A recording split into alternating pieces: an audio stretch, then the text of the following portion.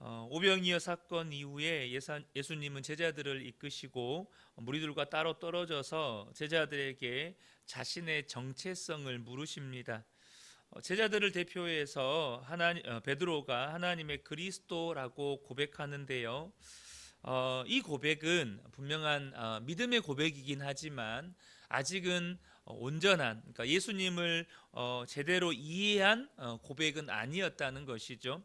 본문에는 기록되어 있지 않지만 마태복음에 보면 이 동일한 사건을 마태가 기록할 때 예수님께서 이 십자가 고난을 이야기하시는데 제자 베드로가 바로 방금 전까지 주는 그리스도시요 살아계신 하나님의 아들이십니다라고 고백하고는 주님 절대 그리 마옵소서, 이 일이 선생님께 미치지 않을 것입니다라고 예수님을 꾸짖어서 그렇게 하시지 말라고 항변하죠. 이것은 분명 믿음의 고백을 하기는 했지만 아직 예수님에 대한 온전한 이해를 바탕으로 한 믿음의 고백이 아니었다는 것을 알 수 있습니다. 예수님은 처음 십자가 고난을 예고하십니다. 그리고 제자들에게 제자도의 가르침을 통해서 이제는 그들이 참된 제자로서 살아가게 될 것을 초대하십니다. 예수님을 따르는 제자라면 반드시 그렇게 살아야 한다는 말씀을 하시는 것이죠. 먼저 예수님의 질문에 대해서 베드로가 예수님을 하나님의 그리스도라고 고백하는데, 이것은 제자들이 예수님의 가르침과 예수님의 사역, 그리고 예수님이 행하신 기적을 통해서 예수님의 정체성을 점점점 더 이해하게 되었다는 것을 보여줍니다. 다시 한번 20절을 보면 예수께서 이르시되 너희는 나를 누구라 하느냐? 베드로가 대답하여 이르되 하나님의 그리스도시니이다 하니, 이 베드로의 대답은요, 어떤 하나의 지식에 대한 단순한 지적 인정이 아닙니다.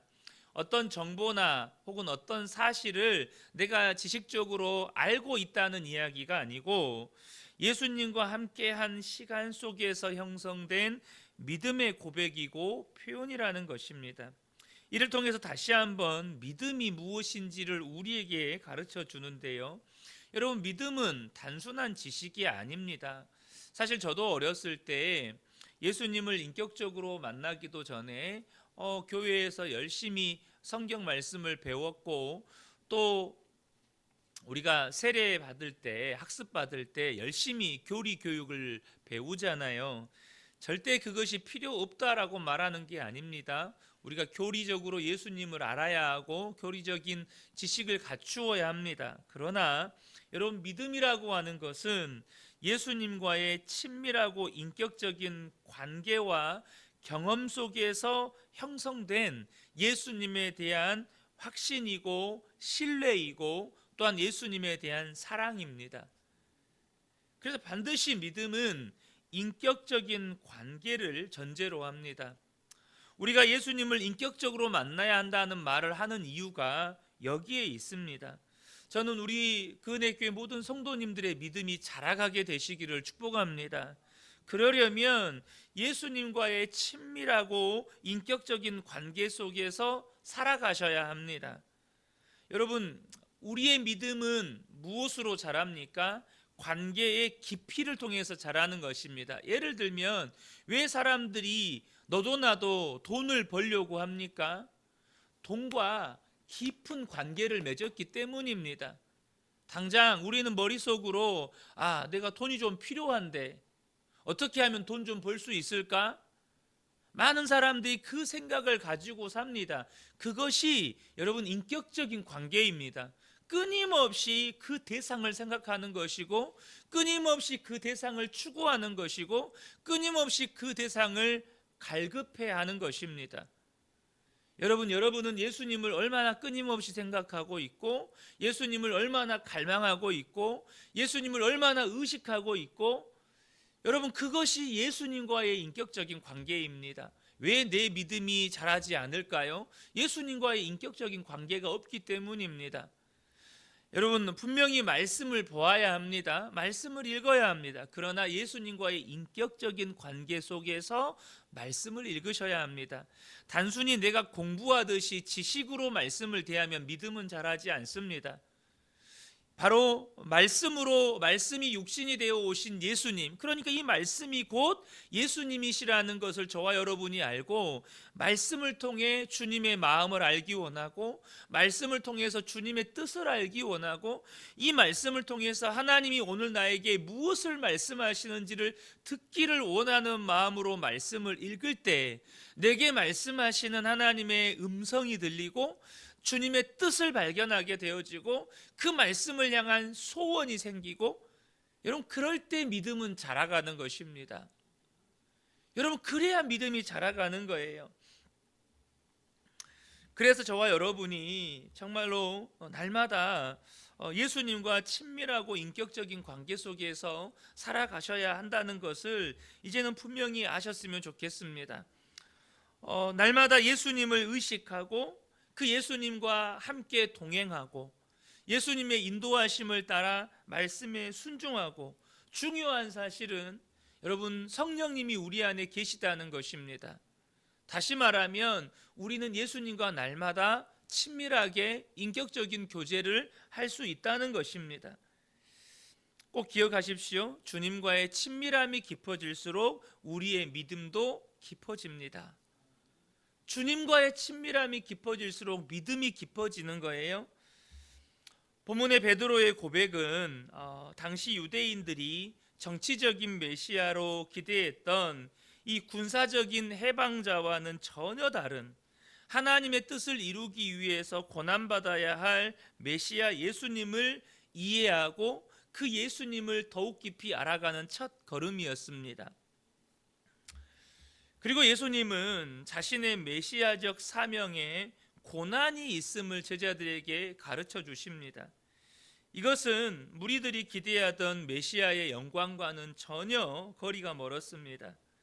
또한 나아가서 예수님을 따르는 제자들에게도 그에 합당한 제자도가 있음을 말씀하십니다. 23절, 24절인데요.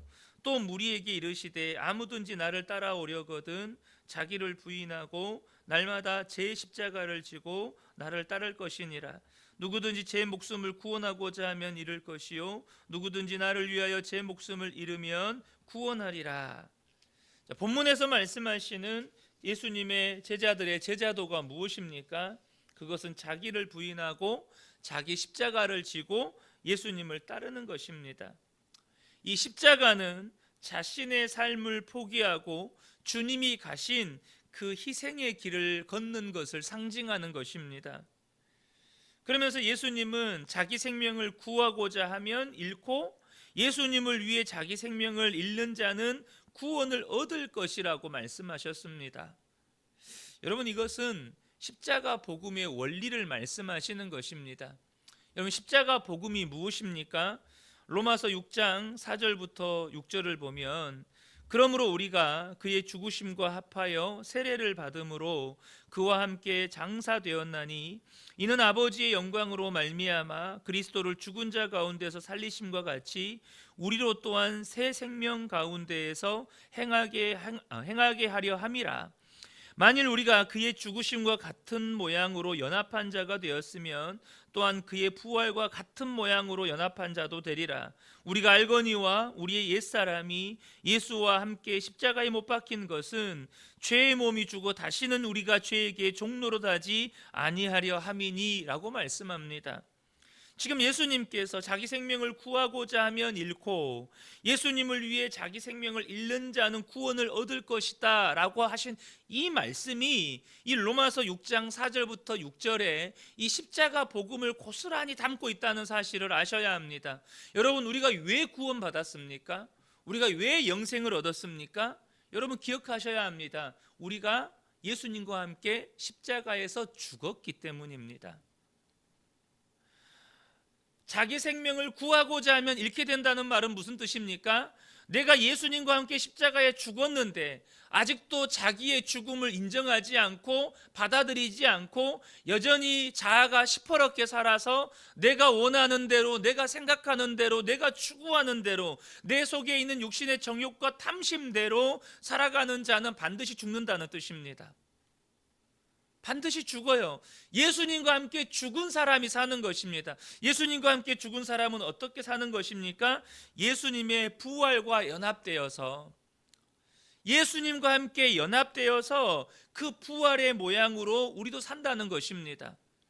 그 말은 내 안에 나는 죽고 오직 내 안에 예수만 사는 사람이 진짜 예수님과 함께 그 부활의 영광에도 참여한 자가 된다는 거예요. 그래서 그것을 구체적으로 말씀하시는 게 로마서 6장 6절의 말씀이에요. 우리의 옛사람이 예수님과 함께 십자가에 못 박힌 것은, 우리가 예수님과 함께 십자가에서 죽어버린 것은 죄의 몸이 죽어서, 죄의 종로로 타던 내 자신이 죽어서 더 이상 죄의 종로로, 마귀의 종로로 타지 않고 이제는 예수님께서 나를 이끄시는 대로 오직 주님의 뜻대로 사는 자가 되었다는 뜻입니다. 사랑하는 성도 여러분, 누가 구원받습니까? 죽은 사람이 구원받는 것입니다. 내가 죽은 사람이 구원받은 것입니다. 여러분 기억하십시오. 내가 죽었는지 안 죽었는지 어떻게 합니까? 분명히 우리는 육신을 가지고 있기 때문에 내 속에서 육신의 소욕이 일어납니다. 내가 원하는 대로, 내가 생각하는 대로, 내가 하고 싶은 대로 말하고 싶고 행동하고 싶고 그렇게 살고 싶은 마음은 여전히 제 안에서도 일어납니다. 목사인 제 안에서도 여전히 일어나요. 근데 여러분, 육신을 가지고 있기 때문에 어제 수요예배도 나누었지만 죄를 지었느냐 안 지었느냐에 주님의 관심이 있지 않습니다. 내 안에서 육신의 소욕이 일어나느냐 안 일어나느냐, 여러분 그것이 구원받았느냐 구원받지 못했느냐를 결정하는 게 아닙니다. 육신의 소욕이 일어날 때, 내가 원하는 대로, 내가 하고 싶은 대로 말하고 행동하고 살고 싶은 그때에 나는 예수님과 함께 십자가에 죽었다는 걸 인정하고, 그 내가 하고 싶은 대로, 내가 원하는 대로, 내가 살고 싶은 대로, 내가 생각하는 대로 하려고 하는 그 모든 것을 십자가에 못 박고 주님이 나의 안에 살아계시니, 주님이 나의 주님이시니 주의 말씀을 따라 순종하며 살아가는 것입니다. 그 사람이 구원받은 사람입니다. 여러분 오늘 하루도 내가 정말로 구원받은 사람인지 아닌지를 무엇으로 판단합니까? 내가 하고 싶은 대로 하며 살고 내가 하고 싶은 대로 하며 사는 사람은 여러분 구원받은 사람 아닙니다. 물론 실패할 수 있습니다. 주님이 원하시는 건 이건데 내가 원하는 대로 또 오늘 하루도 살 수도 있어요. 그런데 예수 믿고 구원받은 사람은 그렇게 살면 회개하는 사람입니다. 그렇게 살면 회개하는 거예요. 하나님, 오늘도 예수님이 나의 주님이시라고 고백하면서도 여전히 내 생각대로, 내 마음대로, 내 뜻대로 살았습니다. 하나님, 회개합니다. 근데 거기서 끝나시면 안 돼요. 주님, 나는 죽었습니다. 그러니 하나님, 내 뜻대로 살지 않고 주님 뜻대로 살 수 있도록 주님 나를 도와주십시오. 나를 붙들어 주십시오. 특별히 여러분, 이것이 실제가 되어야 됩니다. 다시 말하면 실패하고 회개하고 실패하고 회개하고로 반복하시면 안 된다는 거예요. 여러분, 나는 죽었습니다가 언제 고백되어져야 되냐면, 그렇게 내 마음대로, 내 뜻대로, 내 생각대로 살다가 회개할 때 고백되는 것도 감사한 일이죠. 그런데 여러분, 죄가 나를 사로잡으려고 할 때, 마귀가 나를 사로잡으려고 할 때, 특별히 반복적이고 습관적인 죄가 나를 사로잡으려고 할 때, 여러분 그때 내가 죽었습니다가 고백되어져야 하는 것입니다. 그때 여러분 십자가 복음으로 나를 사로잡으려고 하는 죄와 나를 사로잡으려고 하는 그 마귀의 세력과 싸우셔야 한다는 거예요. 그때 마귀의 세력이 이겨질 때, 죄가 이겨질 때 여러분 복음은 실제가 되는 것입니다. 여러분, 저와 여러분이 죄짓고 회개하고 죄짓고 회개하고를 반복하면 절대 죄를 이기는 십자가의 복음이 실제가 되지 않습니다. 그러나 마귀가 죄의 세력으로 나를 사로잡으려고 할 때 십자가 복음을 선포하고 또 선포하고 또 선포하고 정말 목숨 걸고 선포하고, 그럼 어느 순간 십자가 복음이 죄를 이기는 능력이라는 것이 내 삶에 실제로 경험되면서 복음은 실제가 되는 것입니다.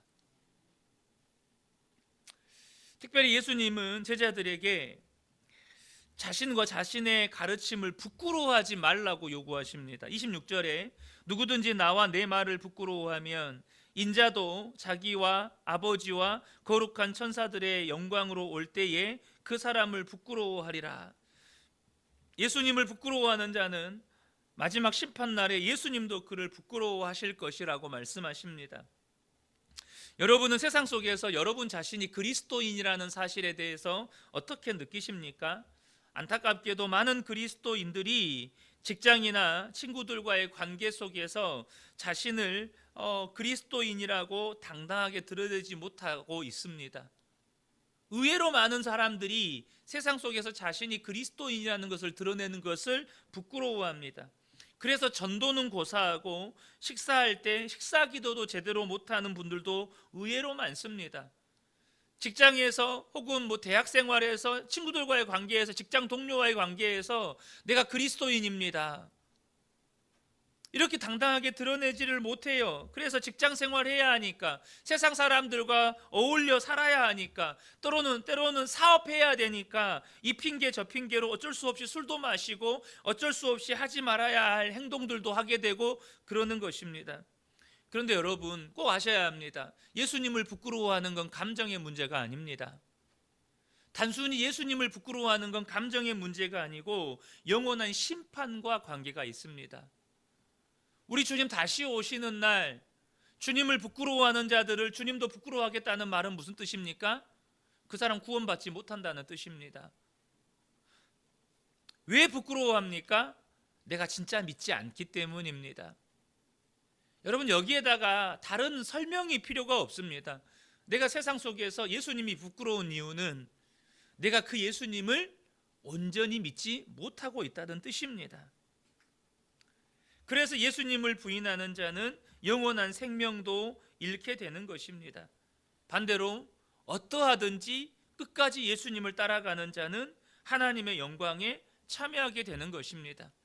어떻게 예수님을 부끄러워하지 않는, 오히려 세상 가운데서 예수님을 자랑스러워하는 그런 믿음을 가질 수 있습니까? 다시 처음으로 돌아가야 합니다. 예수님과의 친밀하고 인격적인 관계 속에서 우리가 매일을 살아갈 때 세상 속에서 오히려 그 예수님이 자랑이 되는 그런 담대한 믿음을 갖게 되는 것입니다. 사랑하는 성도 여러분, 오늘 하루를 예수님과 동행하며 사시기를 축복합니다. 예수님과 친밀하고 인격적인 관계 가운데 살아갈 때 우리는 그 어떤 상황에서도 예수님을 부끄러워하지 않는 담대한 그리스도인이 될 것입니다.